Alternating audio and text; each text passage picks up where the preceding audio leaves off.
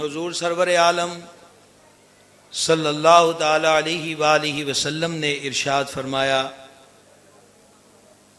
حدیث پاک کا مفہوم پیش کر رہا ہوں، جب دین کا طالب علم اپنے گھر سے حصول علم دین کے لیے نکلتا ہے تو اللہ تعالیٰ کے فرشتے اس کے اس کام سے خوش ہو کر اس کے قدموں کے نیچے اپنے پروں کو بچھا دیتے ہیں۔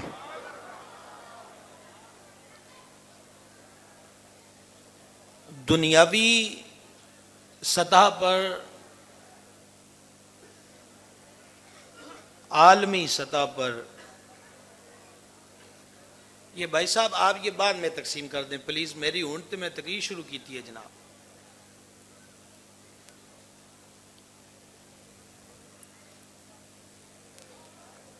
پروٹوکول کا جو معیار ہے، زیادہ سے زیادہ سرخ رنگ کا قالین ہے۔ فلاں ملک کا سربراہ فلاں ملک میں گیا، اس کے لیے ریڈ کارپٹ بچھا کر اس کا استقبال کیا گیا، فوج کے مسلح دستوں نے اس کو سلامی پیش کی۔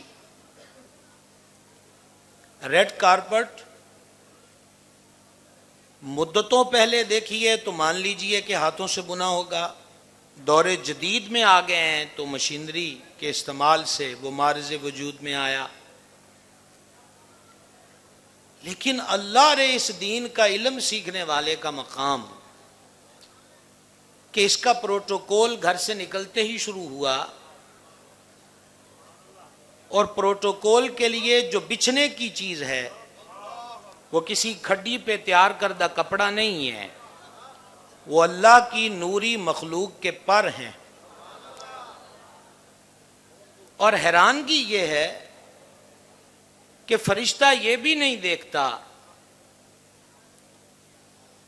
کہ یہ چودھریوں کا لڑکا ہے یا کسی غریب گھر سے نکلا ہے، اس کے پاؤں میں ملٹی نیشنل کمپنی کے شوز ہیں یا اس نے پیون زدہ چپل پہنی ہے۔ فرشتہ جس بات کی وجہ سے پر بچھاتا ہے وہ حدیث میں فرمایا اس کے کام سے خوش ہو کر، اور اس کا کام کیا ہے؟ کام یہ ہے کہ وہ مصطفیٰ جان رحمت کے دین کا علم سیکھنے کے لیے نکلا ہے۔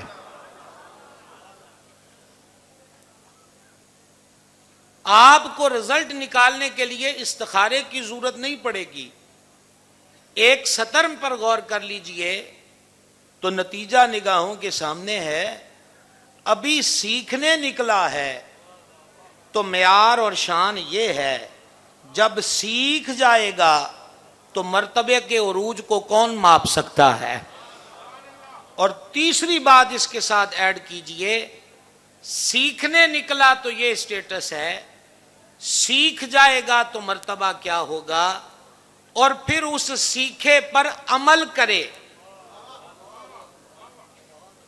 تو پھر شان و شوکت کیا ہوگی۔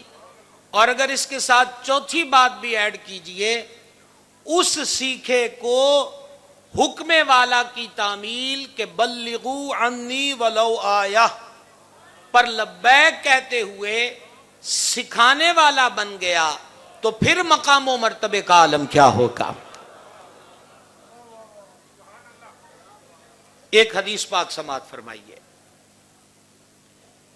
جانے جانا علیہ الصلوۃ والسلام نے ارشاد فرمایا، اللہ اس پہ رحمت کرے جو میری باتیں لوگوں تک پہنچاتا ہے۔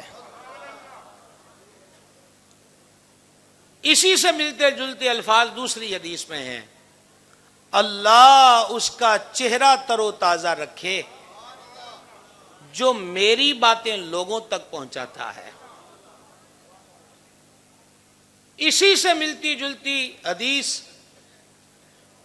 اس کے بھی مفہومی الفاظ سن لیجئے، اور اگر بولنے کی رسم ختم نہ ہو چکی ہو تو رب کی حمد بھی کہیے، پہلے سن لیجئے گا کہ جانے عالم علیہ الصلوۃ والسلام جب اپنے میٹھے بول کے گوہر لٹاتے تو اختتام بزم پر محبوب کی اس بزم کے طلباء کو حکم یہ ارشاد ہوتا کہ ہماری یہ باتیں ان تک بھی پہنچا دو جو یہاں آج موجود نہیں ہیں. سبحان اللہ، سبحان اللہ. ہزارہا وظیفے، ان گنت نوافل، بے شمار نفلی روزے، لاکھوں تسبیحات ایک طرف، اور جانے جانا کا یہ فرمانا اللہ اس پہ رحمت کرے.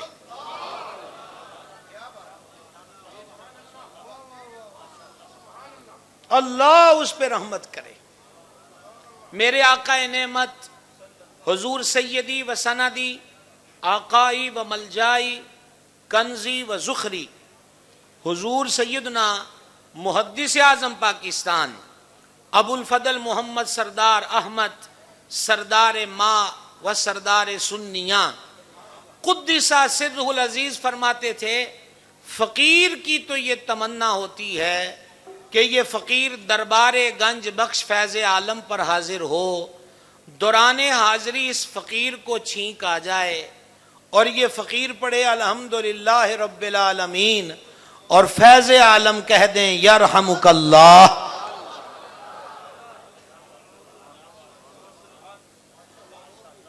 اب سمجھ میں آئی بھائی صاحب؟ علماء کو تو میں سبق سنا رہا ہوں، باقی جو طلباء کوئی، میں تو آپ سے کلاس فیلو ہونے کا دعویٰ بھی نہیں کر سکتا، اور اگر آپ بھی تھوڑی دیر کے لیے موبائلوں سے منہ موڑ کے 2 گھڑی ہم سے لو لگا لیں تو شاید گر سکھا دیں بادشاہی کا.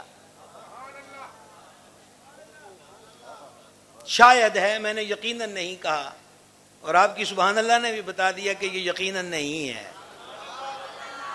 بس چند لمحے رجوع والی طلاق دے دیں موبائل کو اور ہماری طرف متوجہ ہوں. آپ بھی توجہ فرمائیے گا. اللہ اس پہ رحمت کرے.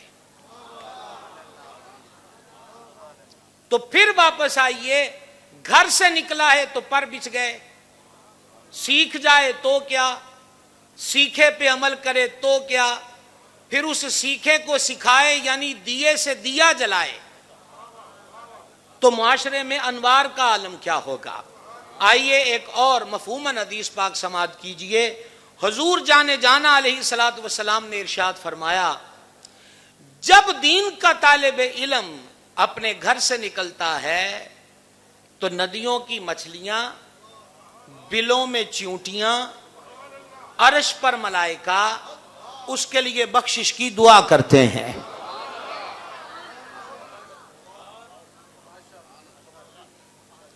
رفتہ رفتہ تیری رفتار قیامت ہوگی.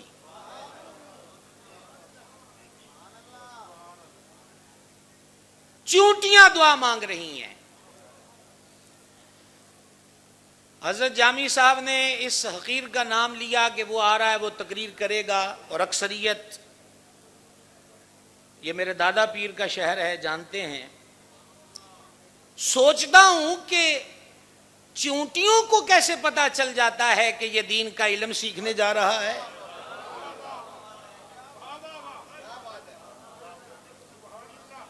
اور غور کا مقام یہ ہے کہ مچھلیوں کو خبر کون دیتا ہے. مان لیجئے طالب علم نے کسی ادارے کا مخصوص لوگوں پر مشتمل بیج بھی لگا لیا، تو یہ چیونٹیاں کسی اسکول میں پڑھی ہیں کہ وہ اس بیج کو پڑھ لیتی ہیں کہ یہ مدرسے کا اسٹوڈنٹ ہے. دعویٰ کوئی نہیں، قیاس پر بات کی جا سکتی ہے. طالب علم جس کا اسٹیٹس یہ ہے کہ اس کے قدموں کے نیچے نوریوں کے پر بچھے ہیں، کوئی خاص انوار اور کیفیات ہیں کہ چیونٹیوں کو بھی خبر ہو جاتی ہے، مچھلیوں کو بھی خبر ہو جاتی ہے کہ اے جان آڑا معمولی نہیں.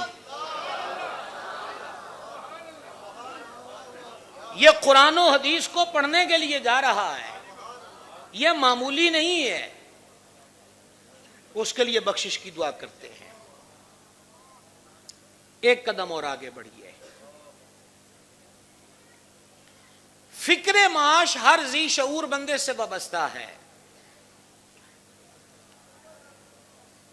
ویسے ہمارے آقا و مولا علیہ الصلوۃ والسلام نے فرمایا مفہوم حدیث سے اللہ پر توکل کر کے رزق حلال کی طلب و تلاش میں گھر سے نکلا کرو، جس طرح پرندے اپنے گھونسلوں سے صبح سویرے اس مالک کی ذات پر توکل کر کے نکلتے ہیں اور شام کو واپس آتے ہیں تو خالی پیٹ نہیں ہوتے، تو جو پرندوں کو روزی عطا کرتا ہے تم بھی اس پہ بھروسہ کر کے نکلو، وہ تمہیں بھی رزق عطا فرمائے گا۔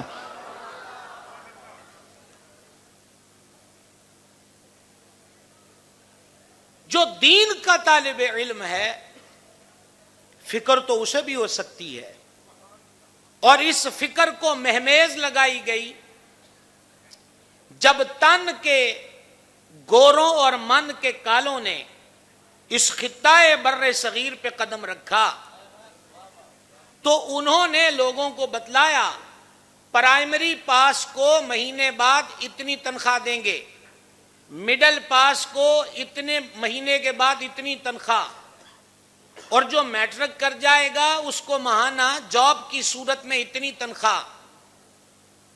یہ وار کامیاب ہوا، کہاں 25 سال کا درس نظامی اور کہاں 5 جماعتیں پڑھ کے چند آنے اور ٹکے ملنا شروع ہو جائیں۔ یہ وار کیا گیا اور اس کے اثرات آج بھی موجود ہیں۔ فکر ہوتی ہے کہ کھائیں گے کہاں سے۔ ہمارے آقا نعمت میرے مرشد کریم کے جن کی نگاہ فیض سے میں اس کرسی پر بیٹھ کر آپ سے خطاب کر رہا ہوں، ایک مرد کامل ہم نے بھی دیکھا اور ایک تم سا تم ہی کو دیکھا۔ حضور سیدی و سندی پیر محمد عبدالرشید قادری رضوی رحمۃ اللہ علیہ ساری زندگی یہ سبق پڑھایا۔ جامعہ میں ایک دیوار پر یہ حدیث لکھی بھی ہوتی تھی، اپنی کتاب رشد الایمان کے اندر اسے درج بھی کیا۔ آپ بھی سنیے اور سمجھ آ جائے تو ہمیں بھی سمجھائیے۔ آقا کریم علیہ الصلوۃ والسلام نے فرمایا جو دین کے علم کی طلب میں مشغول ہوا، جو دین کے علم کے حاصل کرنے میں جٹ گیا، اس کے رزق کا کفیل اور ضامن خود اللہ رب العزت ہے۔ تھوڑی سی آواز بلند ہو سکتی ہے۔ جامعہ قادریہ کے دولو، رزق کا ضامن وہ ہے۔ چھٹپنے میں یہ حدیث پاک اس مبارک زبان سے سنتے اس وقت اتنی سمجھ نہ آئی، دور گزرتا گیا تو حدیث پاک سمجھ میں آ گئی، الحمدللہ۔ یہ نوری صاحب کو کیا ضرورت تھی کہ جوانی بھی جٹا دی، بڑھاپا بھی اسی خدمت پہ لگا دیا،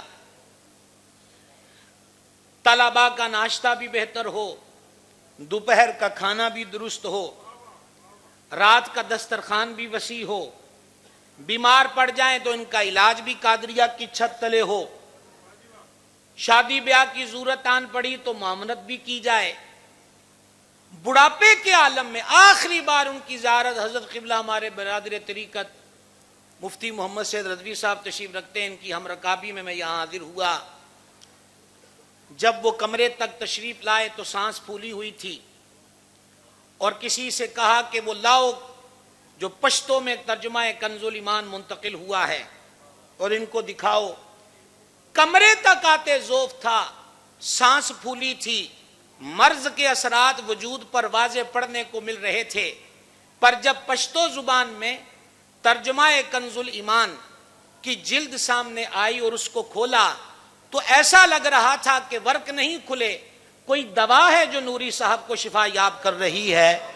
چہرے کی چمک، لبوں کی مسکراہٹ اور پیشانی کی وسعت یہ بتلا رہی تھی۔ کہا اب دیکھیے ایک پٹھان کا ترجمہ، ایک پٹھان کا ترجمہ۔ اب پٹھانوں کی دھرتی پر لوگ بے ادبی پر مشتمل ترجمہ نہیں پڑھیں گے، بلکہ وہ ادب کے سانچے میں ڈھلا ہوا ترجمہ قرآن کنز الایمان پڑھیں گے۔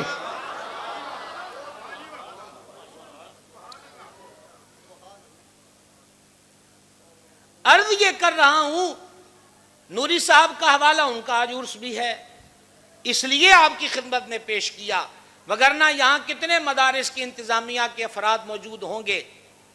ان کو دیکھیے، الفاظ کی تلخیاں، لوگوں کی ڈانٹ ڈپٹ، امراء کے نخرے، پیسے والوں کے پھرتی ہوئی آنکھیں، مدرسے کو چندہ دیتے وقت دل کو جلا دینے والے الفاظ، منگتے، فقیر، چندے والے آ گئے،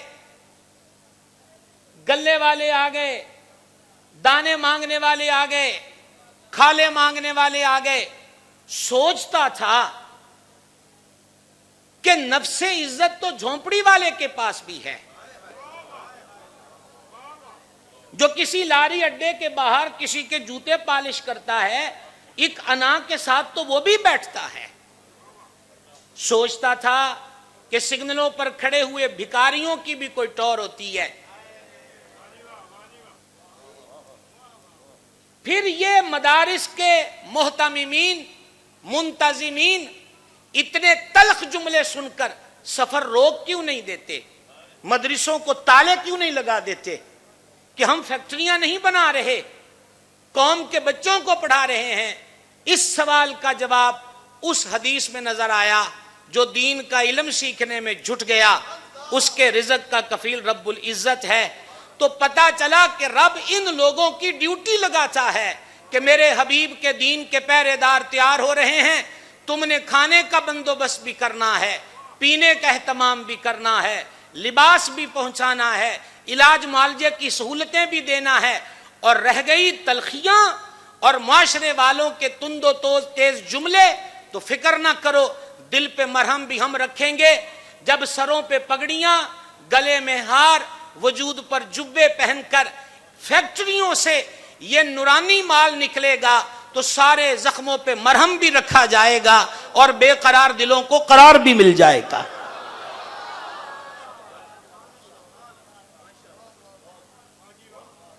اس کے رزق کا کفیل۔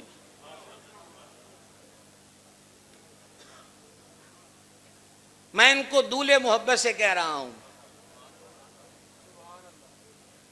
اور میں آپ کے لیے ایک بات کہنا چاہتا ہوں، سیکھنے لگے تھے تو رزق کی گارنٹیاں ادھر سے تھیں، اب سکھانے لگو گے تو اکاؤنٹ میں سے مائنس نہیں ہوگا بلکہ بڑھوتی ہوتی چلی جائے گی، کام اور آگے بڑھتا چلا جائے گا۔ لہذا دین والوں کے ہر ایک کا رزق اللہ کے ذمہ کرم پر ہے۔ اس کے لیے خصوصاً کیوں کہا گیا؟ وہ اسی لیے کہ جب تمہیں ابتدائی عمر میں، اور یاد رکھیے گا جتنے بڑے بڑے نام اب حوالہ ہیں، وہ محدثین ہوں، مفسرین ہوں، صوفیاء ہوں، ان کی زندگیاں پڑھیے تو گلے میں پھولوں کے ہار نظر نہیں آئیں گے۔ آج کے مدرسوں کی طرح 3 وقت کا کھانا نظر نہیں آئے گا۔ ایک طالب علم کا بھی نام نہیں لے رہا، پہلے بات سن لیجئے پھر تعارف بھی کروائیں گے۔ وہ طالب علم کلاس میں 2 دن نہ آیا، استاد صاحب نے کہا وہ کیوں نہیں آ رہا؟ تو ان کے ہم سبق حضرات نے کہا کہ ہم پوچھتے ہیں۔ وہ اس مسافر اسٹوڈنٹ کے کمرے میں گئے تو دیکھا کہ کمرے میں اندھیرا ہے۔ کہا صاحب استاد آج آپ کا پوچھ رہے تھے کہ آج آپ کلاس میں نہیں آئے، کل بھی نہیں آئے، پرسوں بھی نہیں آئے۔ تو وہ طالب علم فرمانے لگے گھر سے جتنے پیسے لے کے نکلا تھا دین کا علم سیکھنے کے لیے، وہ ایک ایک کر کے خرچ ہو گئے۔ اب مجھے 2 دن کا فاقہ تھا، مانگتا تو کس سے؟ میں نے اپنی قمیص بازار میں فروخت کر دی، اور اب روٹی اس قمیص کے پیسے سے چل رہی ہے۔ پیٹ تو بھر گیا لیکن تن ڈھکنے کو کپڑا نہیں ہے کہ جو قمیص پہن کر مدرسے کی چوکھٹ پہ آؤں، استاد صاحب کی کلاس میں بیٹھوں۔ طلباء کو یہ منظر دیکھ کے ترس آیا اور انہوں نے باہمی چندہ کیا، بازار سے قمیص خریدی اور اس طالب علم کو پہنائی۔ اگلے دن وہ کلاس میں پہنچے، جانتے ہو اس طالب علم کو آج کس نام سے یاد کیا جاتا ہے؟ اس طالب علم کا نام ہے امام بخاری۔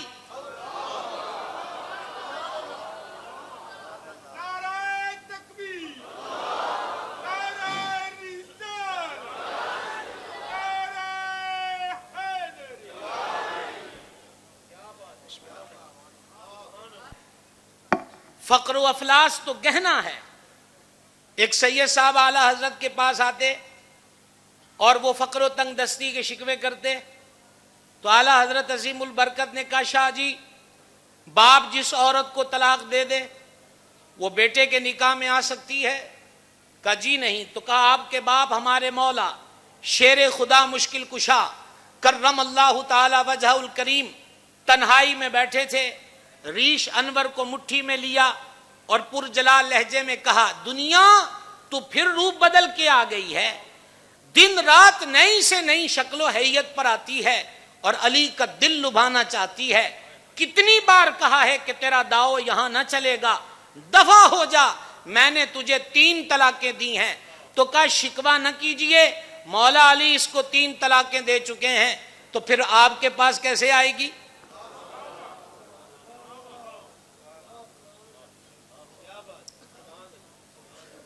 بھائی صاحب یہ ایک لطف کی دنیا ہے، یہ عشق کی دنیا ہے، یہ روحانیت کی دنیا ہے۔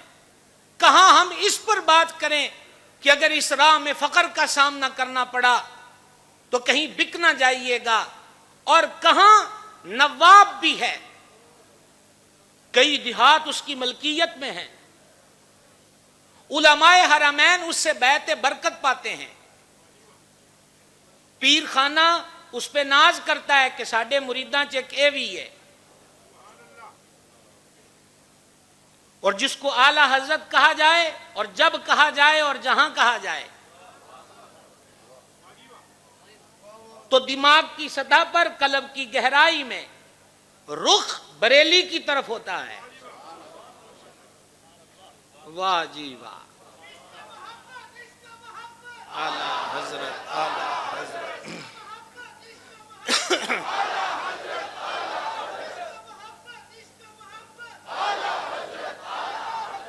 بریلی دار العشق ہے، بریلی مرکز وفا ہے، بریلی ہمارے ماتھے کا جھومر ہے،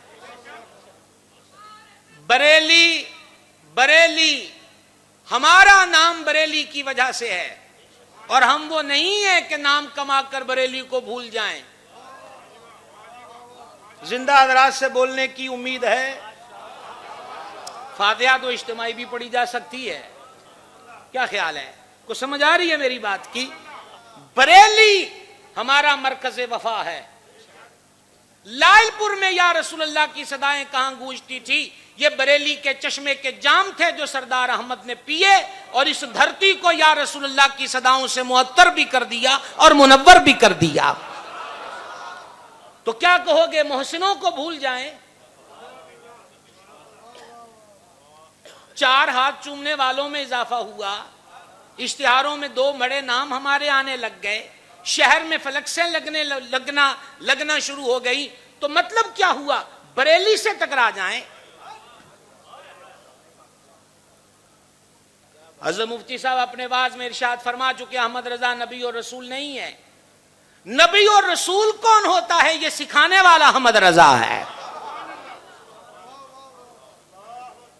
اور آپ حضرات کی خدمت میں بھی عرض ہے، اگر خشکی سے نجات چاہتے ہو اور اگر عشق کی تراوت چاہتے ہو، علم کے ساتھ عرفان چاہتے ہو، اور دنیا کے اسٹیجوں کی ترقی کے ساتھ خاک طیبہ پر کوئی مقام چاہتے ہو تو احمد رضا کا دامن نہ چھوڑنا، احمد رضا کے دامن سے جڑے رہیے گا۔ ہم احمد رضا کے ہیں، احمد رضا ہمارا ہے۔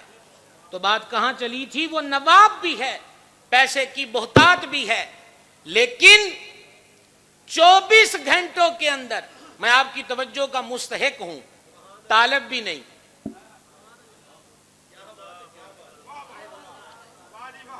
میں آپ کے چہروں کے کیمروں کو اپنی طرف موو رکھنے کا مستحق ہوں۔ مستحق سمجھ گئے؟ اب کشکول نکالیں کیا؟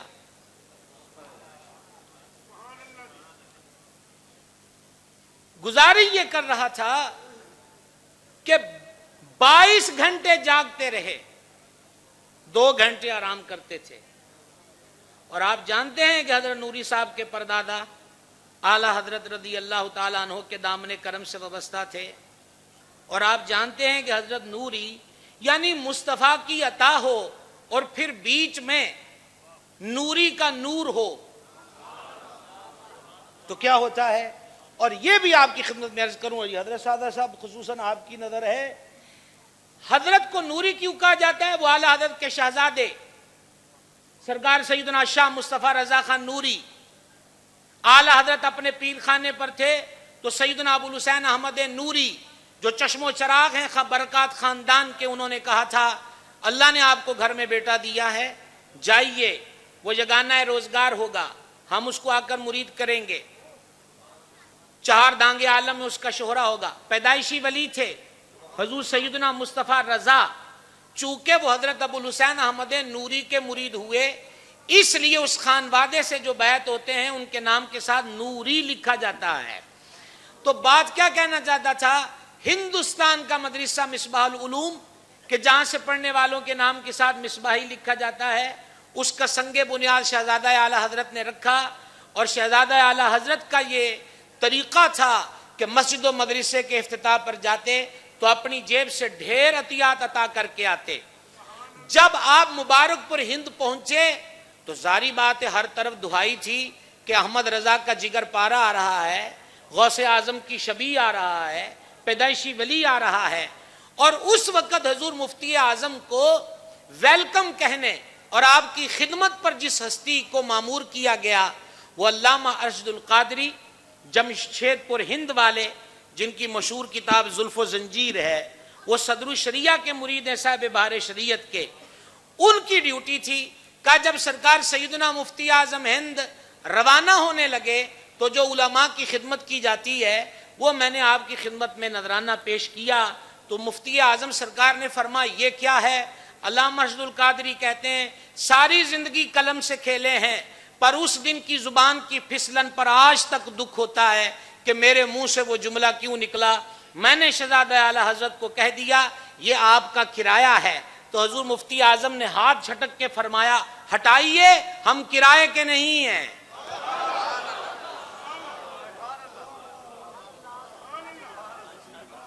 سننا چاہتا ہوں آپ کی آواز کو، سننا چاہتا ہوں. جب پیر کرائے کا نہیں ہے، کو سمجھ آئی ہے کہ نہیں آئی ہے؟ اور دیکھیے اسی محفل میں جو آپ کی ہمراہی میں یہاں تھی، اسی بزم میں، اور یہ حضور مفتی اعظم کے مریدوں میں ایک عجب سحر دیکھا ہے کہ جب بھی سرکار سیدنا شاہ مصطفیٰ رضا خان نوری کا ذکر آئے رونے لگ جاتے ہیں. اس دن نوری صاحب رو رہے تھے تو میں نے اس دن ان سے پوچھا کہ آپ نے کتنی بار زیارت کی ہے؟ آپ جواب سنیں گے اور اگر طریقت میں کو ہمیں لطف فراہم کرنا چاہیں تو غور کیجئے. میں نے پوچھا کہ آپ نے سرکار سیدنا شاہ مصطفیٰ رضا خان نوری کی کتنی بار زیارت کی ہے؟ فرمانے لگے 1 بار. تو میں حیران تھا، 1 بار کی دید کا یہ اثر ہے.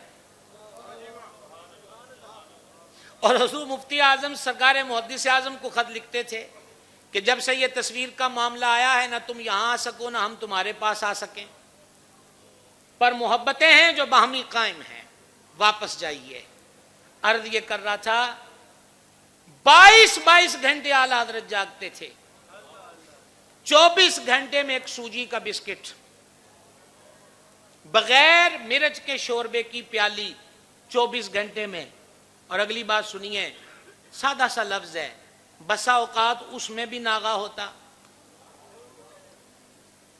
تو کبھی فقر و تنگدستی لقموں سے معروم کرتی ہے اس راہ میں، اور کبھی عشق و مستی کھانے کی طرف متوجہ نہیں رکھتی. لہذا بہت کٹھن ہے ڈگر پن گھٹ کی، کتنی بھی کٹھن کیوں نہ ہو، کانٹے بھی پھولوں کا مزہ دیتے ہیں، لیکن کب؟ جب مطمع نظر صرف اور صرف اللہ کے محبوب کی ذات پاک ہو صلی اللہ تعالی علیہ وآلہ وسلم.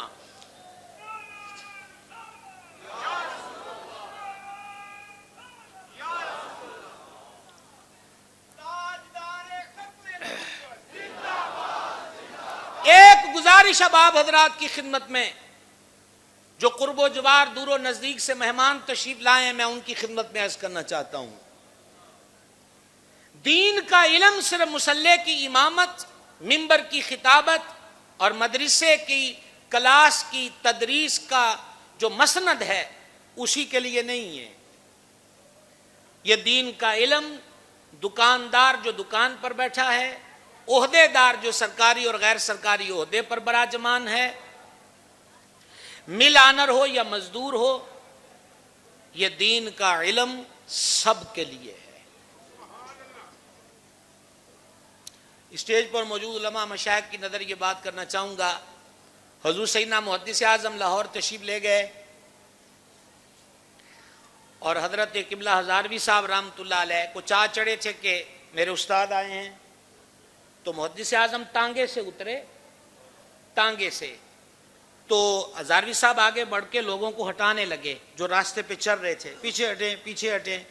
حضور محدث اعظم رک گئے۔ اب میں اپنے سارے بھائیوں کی نظر کر رہا ہوں کہ یہ دین کا علم کہاں کہاں کے لیے ضروری ہے، تو حضور محدث اعظم رک گئے اور کہا مولانا ہمارا پڑھایا ہوا سبق بھول گئے، بازار مشترکہ جگہ ہوتی ہے، اس پر صرف ہمارا ہی حق نہیں ہے۔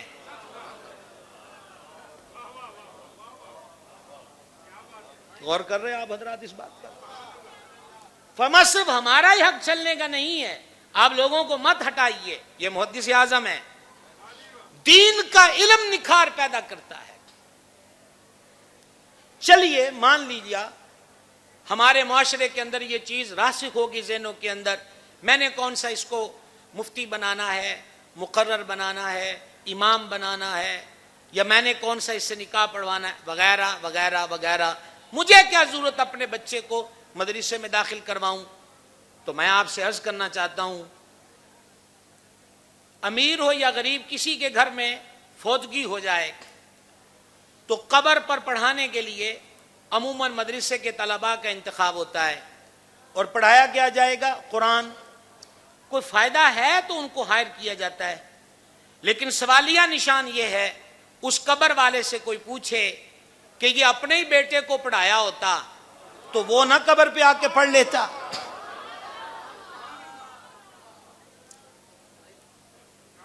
اس چٹرتی سردی میں مدرسے کے طلباء کا کیا قصور ہے؟ کما کے وہ تمہیں کھلاتا رہا پلاتا رہا، اس کی آپ کی اپنی کمر دوری ہو گئی، بالوں میں چاندی چمکنے لگ گئی، فکر معاش میں اور تمہیں پالنے پوسنے پڑھانے کی فکر میں وہ باپ شوگر کا اور بلڈ پریشر کا مریض بن گیا۔ آج اس باپ کی قبر کی پہلی رات ہے، لیکن اس سونی قبر پہ پڑھنے والا اپنا بیٹا نہیں ہے۔ یہی مسافر طلباء، ان کو ہائر کر کے کہ آئیے ان کی قبروں پہ پڑھیے، اپنے بیٹے کو دین کا علم پڑھایا ہوتا تو مدرسے کی چھت کے نیچے اسے یہ حدیث ملی ہوتی کہ اللہ کے حبیب اقدس علیہ الصلوۃ والسلام نے فرمایا، جو جمعہ کے دن ماں باپ یا دونوں میں سے ایک کی قبر کی زیارت کو جائے، سورہ یاسین شریف پڑھے تو اللہ اسے وہیں کھڑے کھڑے کو بخش دیتا ہے، قبر والے ماں باپ کی بھی بخشش فرما دیتا ہے، اور رب کا جو رجسٹر ہے فرشتوں کے پاس، اس رجسٹر میں اس بچے کو ماں باپ کے ساتھ نیکی کرنے والا لکھ دیا جاتا ہے۔ میرے بھائیوں، یہ تصور ہمیں اپنے ذہن سے نکالنے کی اشد ضرورت ہے کہ دین کا علم صرف مسجد کی حد تک کے لیے ہے۔ مجھے بتلائیے کتنے محکمے بن چکے پوری دنیا کے اندر جو ملاوٹ کے دھندے کو ختم کریں، جو دو نمبری کو ختم کریں۔ کسی محکمے کی ضرورت نہ تھی کہ دین پڑھا ہوتا، اور پڑھا کسی ایسے سے ہوتا جو عمل کرنے کا جذبہ بھی فراہم کرتا ہو، تو معاشرے کا 70% حصہ بہتر ہو چکا ہوتا۔ آئیے میں آپ کو بتاتا ہوں، ایک مدرسے کے معلم اور اتنا بڑا استاد ہے، اتنا بڑا استاد ہے کہ دنیا اس کو امام اعظم کہہ کے یاد کرتی ہے۔ اور میں ہاتھ جوڑ کے ملتمس ہوں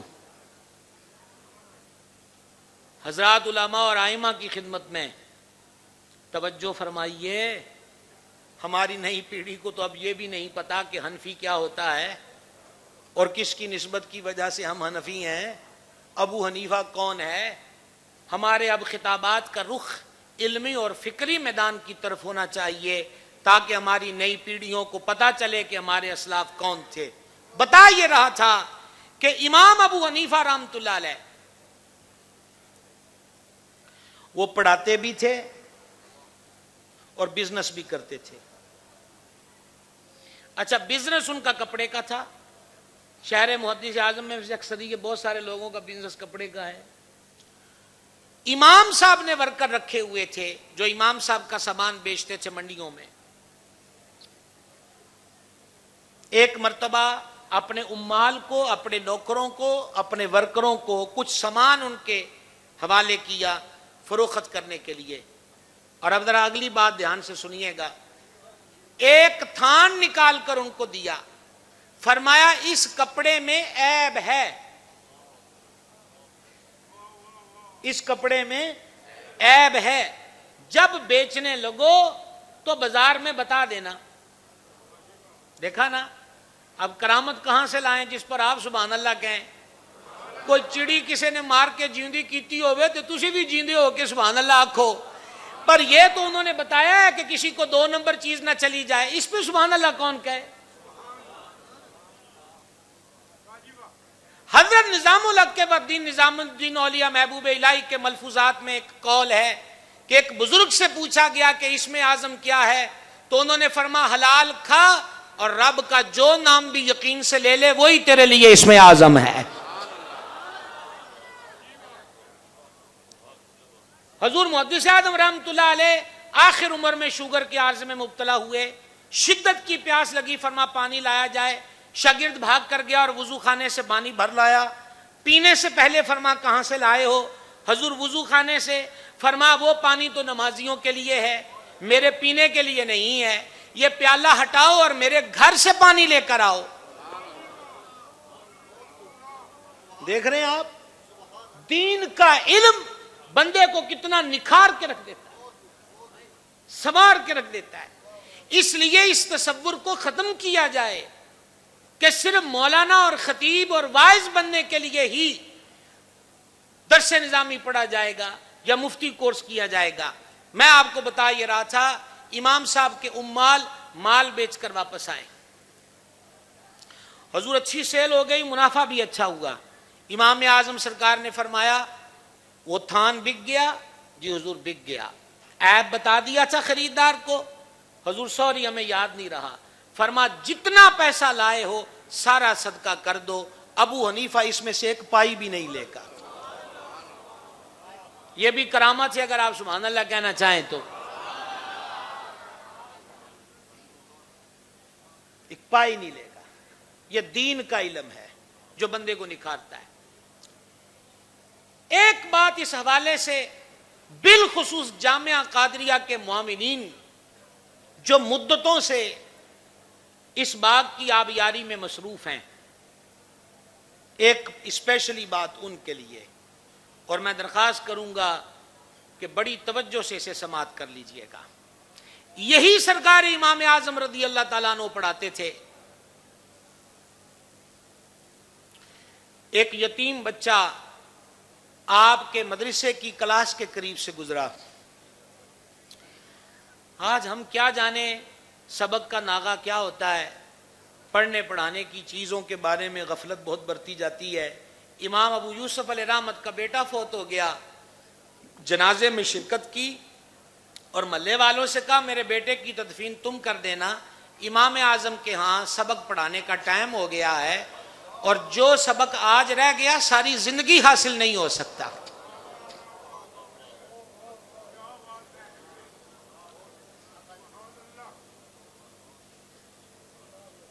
یہ کہنا کتنا آسان ہے، ابو یوسف نے یوں کہا، ظفر نے یوں کہا، یہ ہے کون تھے؟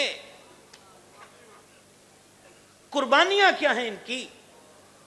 سنیے گا۔ تو وہ یتیم بچہ آ کے بیٹھ گیا۔ اب امام اعظم کی بزم نور، پھر میٹھے بول من کو بھا گئے۔ یتیم تھا، ماں نے ایک دھوبی کے پاس اسے نوکری پہ لگا دیا تھا، یہی کپڑا وکڑا اٹھا کے دے اور جو بھی چونی اٹھنی آ جائے۔ سمجھ آ رہی ہے جی باتوں کی؟ اب غور فرمائیے گا، یہ تھوڑی وسل پیدا ہو گئی، اس کو کم کر دے ساؤنڈ والے بھائی۔ مائی نے مانگا خرچہ، کہا ماں پیسے تو ہے نہیں، تو کہا تو کام پر تو جاتا ہے، کہا میں کام پر نہیں جاتا۔ پھر تو کدھر گیا تھا؟ کہا وہ جو بابا ابو حنیفہ ہے نا، اس کے مدرسے میں جا کے بیٹھ جاتا ہوں۔ مائی نے بچے کا ہاتھ پکڑا، امام الائمہ کی خدمت میں آئی، کہا مسلمانوں کے سردار ہمارے حال پہ رحم کرو، ایک یتیم بچہ ہے، باپ اس کا داغ جدائی دے گیا، اسی کی چونی اٹھنی سے گھر کا چولہا جلتا ہے، اور اب یہ بھی کام کاج چھوڑ کر آپ کے پاس بیٹھنے لگ گیا، یہ یہاں بیٹھے گا تو ہم کھائیں گے کہاں سے؟ امام اعظم نے فرمایا اسے میرے پاس رہنے دے، یہ شوق رکھتا ہے، یہ جستجو رکھتا ہے۔ سننا مالی کمزوریوں کے باوجود گھروں سے نکل کر دین کا علم پڑھنے والوں، یہ ریت بہت پرانی ہے، کہ اسے میرے پاس رکھ دو۔ مائی صاحبہ نے کہا میں کھاؤں گی کہاں سے؟ کرامت بیان ہونے لگی ہے جی۔ امام اعظم نے فرمایا اس کا خرچہ بھی میں دوں گا، تیرے گھر کا خرچہ بھی میں دوں گا، اور مجھے اپنے لفظوں میں کہنے دیجئے، امام صاحب اس ماں سے یہ کہہ رہے ہیں، اس بیوہ عورت سے، کہ تو نے اسے لوگوں کے کپڑوں کا میل دھونے پہ لگا دیا ہے، ابو حنیفہ کے پاس رہنے دے، یہ دلوں کا میل دھونے والا بن جائے گا۔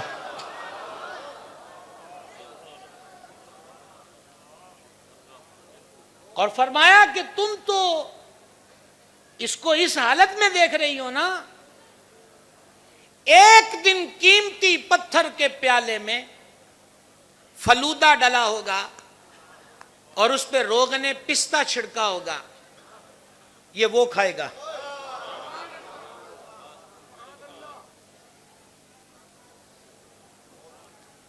وہ دھوبی کی ملازمت سے آزاد ہو کر امام اعظم کے حلقہ درس میں آنے والا، جانتے ہو کون تھا؟ فقہ حنفی کا روشن مینار، سرکار سیدنا امام قاضی ابو یوسف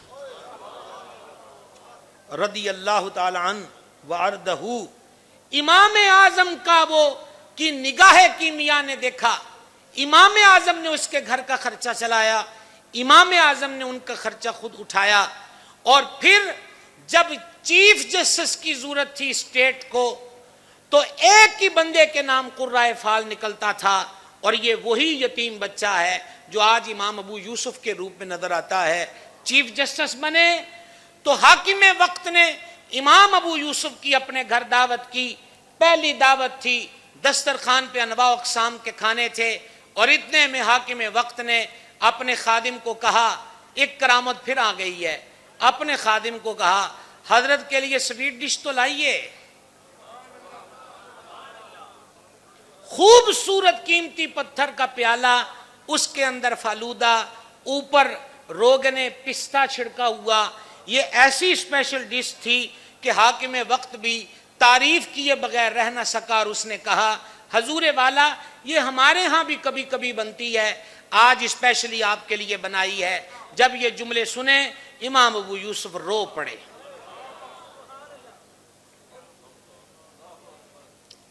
ہچکیاں بند گئیں، حاکم وقت پریشان ہو گیا کہ میں نے حضرت کو کیا کہہ دیا ہے کہ رونے لگ گئے۔ حضور خیریت تو ہے؟ فرمایا پوری ہسٹری آنکھوں کے سامنے آ گئی، پلاوے ابو حنیفہ دا جنہیں اس غریب دا خرچہ چکیا، اگر وہ یوں دلداری نہ کرتے، دستگیری کا ہاتھ نہ بڑھاتے، اور رویا میں اس لیے ہوں کہ جو فلودہ، جو سویٹ ڈش میرے سامنے ہے، یہ بات امام صاحب نے میری ماں کو کہی تھی۔ وہ قرآن و حدیث کے سمندر کی گہرائیوں پہ بھی نظر رکھتے تھے، اور سالوں بعد اس چھت کے نیچے جو واقعہ ہونا ہے، وہ اللہ کا ولی اس بات کو بھی دیکھ رہا تھا۔ اے اہل ثروت، جن کو اللہ رب العزت نے مال و زر سے نوازا، اپنے مراکز اور دین کے ستونوں کی ہیلپ جاری رکھیے گا. جرت کر رہا ہوں ایک جملہ کہنے کی، پتہ نہیں کتنے ابو یوسف ہیں جو تمہارے دست شفقت کا انتظار کر رہے ہیں، خدا جانے کتنے ہیں. لہذا آبیاری میں کبھی کمی نہ آنے دیجیے گا. اور اس سے ایک سٹیپ آگے عرض کرنا چاہتا ہوں، میں اپنے دکاندار بھائیوں سے، کارخانے والوں سے، مختلف شعبہ جات میں ملازمت کرنے والوں سے، زندگی کے مختلف شعبوں سے وابستہ، وہ وکیل ہوں، ججز ہوں، صحافی ہوں، کسی بھی شعبے سے ہوں، ایک بات ان سے کہنا چاہتا ہوں، دین کی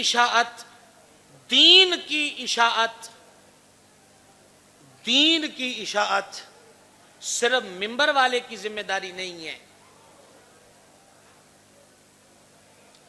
اس دین کے پیغام کو عام کرنے کا صحرا تاجروں کے سر پہ بھی ہے، سیاستدانوں کے سر پہ بھی ہے، امراء کے سر پر بھی ہے، حکام کے سر پر بھی ہے. حضرت صدیق اکبر تاجر نہ تھے؟ ان کے عرس کا مہینہ ہے. آواز کمزور ہے آپ کی. کتنے بڑے تاجر تھے. پر دو عالم سے کرتی ہے بیگانہ دل کو، عجب چیز ہے لذت آشنائی. دنیا نے دیکھا کہ کپڑے کی مارکیٹ کا اتنا بڑا تاجر غزوہ تبوک کے موقع پر گھر کا کل سامان باندھ کر، وجود پہ ٹاٹ پہن کر در رسول پہ آتا ہے، اور ادھر جبریل امین حاضر درگاہ ہوتے ہیں اور تن پر ٹاٹ سجایا ہے. فرما جبریل یہ حلیہ کس لیے؟ عرض کی جانے جہاں نظر اٹھا کر آسمان کی رفتوں کو دیکھیے، آج ملائکہ کی اکثریت آپ کو اسی لباس میں ملبوس نظر آئے گی. سیدنا عبد الرحمن ابن عوف تاجر نہیں تھے؟ کتنے بڑے تاجر تھے. حضرت فاروق اعظم رضی اللہ تعالیٰ عنہ جیسا ذمہ دار حکمران، جو شرق سے لے کر غرب تک کے معمولات کو دیکھ رہا ہے، اور جسے فکر ہے کہ اگر دریائے فرات کے کنارے کو جانور پیاسا مر گیا تو قیامت کے دن عمر بن خطاب سے سوال ہوگا، لیکن جب وہ جمعے کا دن آتا ہے تو وہ منبر کا خطیب ہے.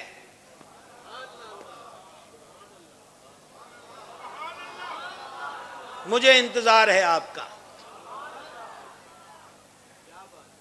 یہ جو بیچ میں لائن کھینچی گئی ہے، تقسیم در تقسیم مسلمانوں کو کیا گیا، اور ہم بھی بڑے شوق سے ہو گئے. کیوں؟ جب نماز کا وقت آتا ہے تو اسلامی اسٹیٹ کا سربراہ مسجد نبوی کا امام بھی ہے، اور اس کے من میں اصلاح امت کا یہ جذبہ ہے کہ جب سرکار سیدنا فاروق اعظم پہ حملہ ہوا اور پیٹ میں گہرا گھاؤ تھا، جو پلاتے تھے وہ زخم سے نکل جاتا تھا، تو تیمارداری کا سلسلہ شروع ہوا. اور ایک لڑکا آیا تیمارداری کرنے کے لیے. اس کی تہمت کا کپڑا ٹخنے سے نیچے تھا. جب وہ رخصت ہوا، حضرت عمر پاک چونکہ لیٹے تھے زخم کی وجہ سے، فرمایا جوان رک. وہ رک گیا. فرما تیری تہمت کا کپڑا ٹخنوں سے نیچے ہے، اللہ کے محبوب نے اس سے منع فرمایا ہے، اپنے کپڑے کو اوپر کرو. وہ اسلامی اسٹیٹ کا سربراہ، وہ مسجد نبوی کا امام اور خطیب. اللہ کرے کہ میں آپ سے کچھ عرض کر رہا ہوں اور میں سمجھا سکوں. وہ آخری لمحات کے اندر بھی اشاعت دین میں مصروف ہے. جو مجھے وقت دیا گیا ہے، کم و بیش 12 منٹ کی دوری پر بیٹھا ہوں، اور میں زیادہ سما خراشی آپ کی نہیں چاہتا. میں عرض یہ کر رہا ہوں آپ کی خدمت میں کہ سارے دنیا کے کاموں میں مشغول لوگوں کی ذمہ داری بھی اس ممبر و مدرسے والے نے اپنے ذمہ لے لی. میرے درد کو جانیے گا، میں اس راہ کا راہی ہوں. وہ تبلیغ، وہ اشاعت، وہ فروغ دین کہ جس کے لیے آل اطہار کے سر نیزوں پہ چڑھ گئے، 6 ماہ کی کلیاں خاک کربلا میں بس گئیں. اس دین کی اشاعت، اس دین کا پیغام عام کرنا ہر شعبے سے وابستہ افراد کی ذمہ داری تھی، لیکن اس ذمہ داری کو مولانا نہیں بھولا.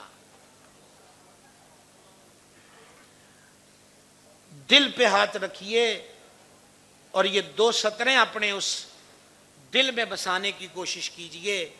ساڈا سارا پار بھی یہ چک گئے تے کم از کم انہوں نے اسی منگتا تے نہ بنن دئیے. بڑی کمزور آواز آئی. حدیث میں فرمایا ایک تیر کی وجہ سے 3 بندے جنت میں جائیں گے. ایک جس نے جہاد کی نیت سے بنایا، دوسرا جس نے مجاہد کو دینے کے لیے اللہ کی راہ میں خریدا اور دیا، اور تیسرا جس نے اللہ کی رضا دین کی سربلندی کے لیے میدان جہاد میں چلایا. تیر ایک ہے، جنت میں 3 جا رہے ہیں.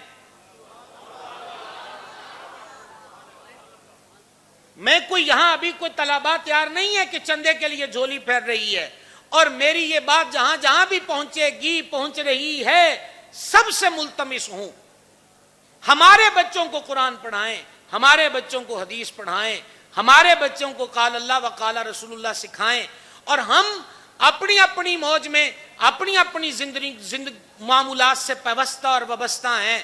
کم از کم اتنا تو چاہیے کہ جناب تسی ساڈے محسن ہو، تسی تے ساڈے والا کام بھی کری جاندے ہو، آرام نہ بہ کے پڑھانا جے. لیکن ایک مدرسہ کیسے چلتا ہے؟ یہ آج جب آپ چارپائی پہ تشریف لے جائیں آرام کے لیے تو صرف اپنے گھر کو سامنے رکھنا ہے. وہ بجلی کا بل ہو، وہ ٹیلی فون کا بل ہو، وہ گیس کا بل ہو، وہ کچن کا خرچہ ہو، وہ گھر کی تعمیر و مرمت کا سلسلہ ہو، وہ کسی کی طبیعت میں اتار چڑھاؤ آ گیا، وہ معاملات ہوں. 50,000 ماہانہ تنخواہ ہے اور پھر بھی پیشانی پر ہاتھ ہے کہ پوری نہیں پہنتی. جن مدرسوں کی چھتوں کے نیچے سینکڑوں پڑھتے ہیں، سوچئے کہ وہاں کا خرچ کیا ہوتا ہوگا. اس لیے محدث اعظم فرماتے تھے لائل پور کے اندر کئی فیکٹریاں اور کارخانے ہیں، ایک کارخانہ اس فقیر کا بھی ہے. محدث اعظم فرماتے تھے، فرما فقیر کے کارخانے سے مولوی اور عالم تیار ہوتے ہیں،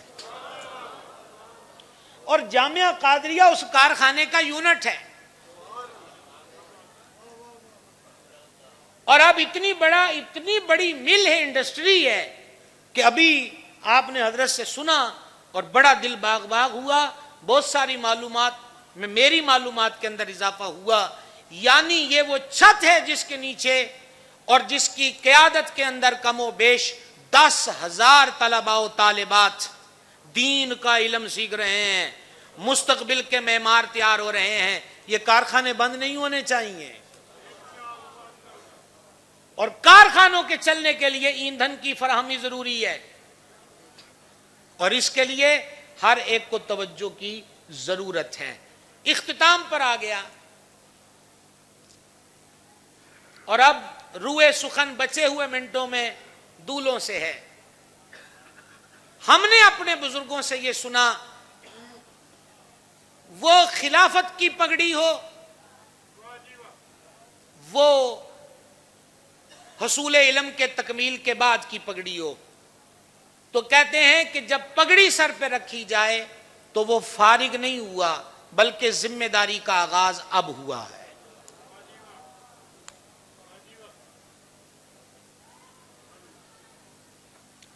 منڈا ویلا رہندا ہوئے نا جی، اور جب اس کا بیاہ کر دیا جائے، چاچے نے بھی، تائے نے بھی، دادی نے بھی، نانی نے بھی، پتر اگے گل اور سی، کوئی سمجھ کے نہیں آئی ہے. وہ کہتے تھے پتر ہون اگے گل اور سی، ہون ذمہ داری ود گئی ہے. جب تک دستار نہ تھی کلہ تھا، اب سر پہ پگڑی آ گئی. تو ہمارے ہاں تو پہلے رواج تھا کہ چیلم کے موقع پر بڑے بیٹے کے سر پہ پگڑی باندھتے تھے اور سیانے تھاپی دے کے کہتے تھے پتر پیو دی پگ ہن تیرے سر تے آ گئی ہے، اس پگ نو داغ نہ لامی.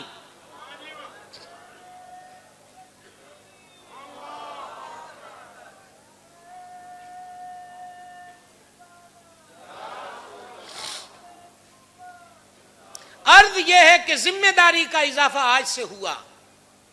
وجود پہ جبے، سروں پہ پگڑیاں اس بات کی علامت ہیں کہ کسی نے ذمہ دار سمجھ کر اور اوکے کر کے سر پہ دستار باندھی ہے. اب جتنی زندگی جیا جائے اس پگڑی کی عزت کا اور وقار کا خیال کیا جائے.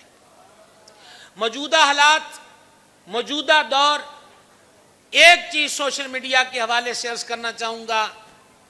کفر، بد عقیدگی شام و سحر دیمک کی طرح چاٹ رہی ہے سوشل میڈیا پر بھی. کیا ہماری کارکردگی یہی ہوگی کہ میں کسی باغ باغیچے میں اپنی فوٹو کھینچ کر پھر اس کی فنشنگ کر کے چہرے کے داغ مٹا کے ساتھ ایک پھول لگا کے فیس بک پہ ڈال دوں کہ بتلائیے میں کیسا لگتا ہوں؟ اسلام کے چہرے کو نوچا جا رہا ہے. ہم اپنے چہرے کب تک دکھاتے رہیں گے؟ ضرورت اس امر کی ہے. موبائل کا بیلنس، آنکھوں کی قوت، موبائل کی اسکرین اور انگلیوں کا حرکت میں آنا، اس کا نتیجہ یہ ہو کہ میرا 500 فرینڈ ہے تو اس تک روزانہ حضور کی حدیث پہنچ جائے. سبحان اللہ کہنے کی ہماری طرف سے قطعاً اجازت ہے، بہر صورت اجازت ہے.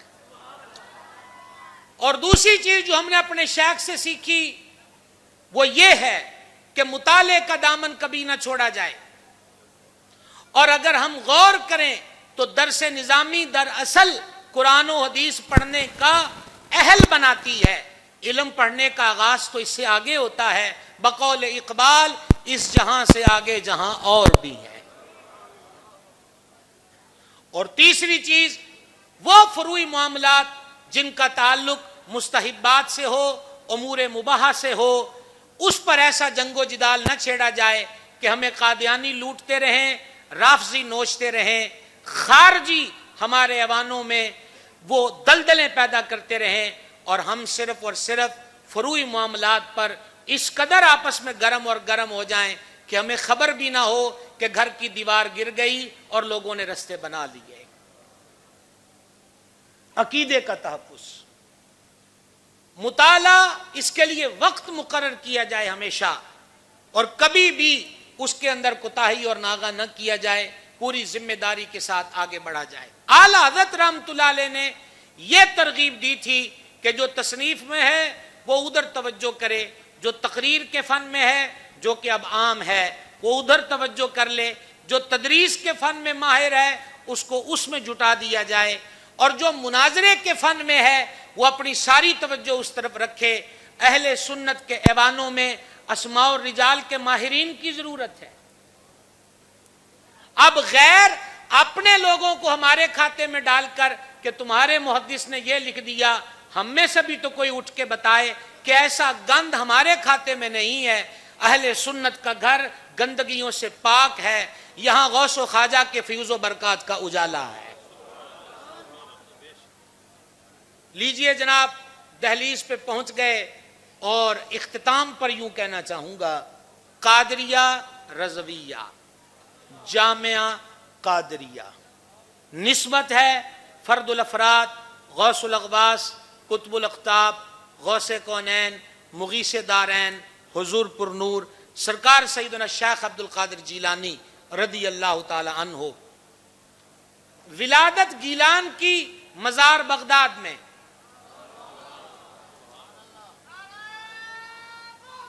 یا غوث اعظم دستگیر.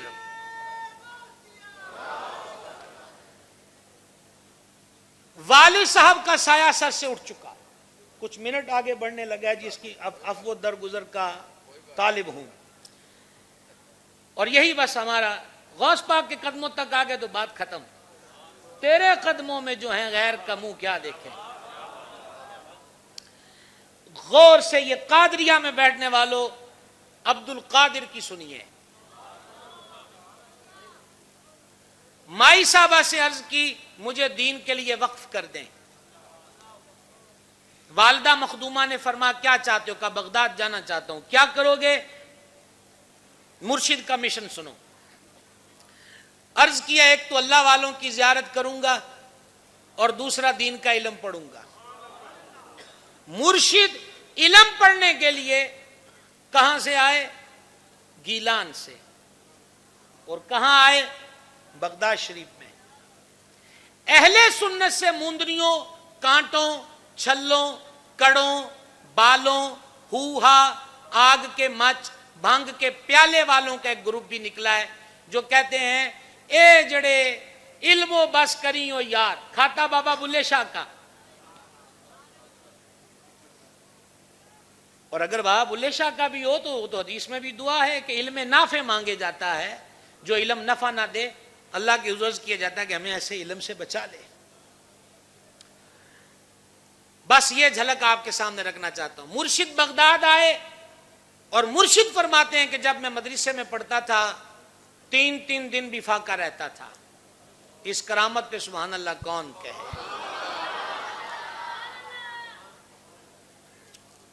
پان کھانا اعلی حضرت کی سنت ہے اور برگ کھانا غوث پاک کی سنت ہے. سبحان اللہ. ہم نے کہا حضرت یہ مرغ کھانے کا آپ نے کہاں پڑھ لیا؟ کہا وہ کرامت یاد نہیں؟ وہ مائی جو بچے کو دے کے گئی تھی اپنے ورگا بنا دو، اور آئے تو وہ سوکھ گیا اور مرشد مرغ تناول کر رہے تھے. کہا جی ایک ہی ہو گیا. تو مرشد نے وہ ہڈیوں پہ کچھ پڑا تو مرغ زندہ ہو گیا. سب پتا مرغ کھانا اور وہ بھی دیسی ہو غوث پاک کی سنت ہے. تو یہ جو 3 دن فاقے والی سنت ہے، دیکھا 1-2 میرے ساتھ تھے سبحان اللہ کہنے والے، اور پیچھے جو مڑ کے دیکھا تو وہ بھی نہ رہے. فاقہ آ گیا.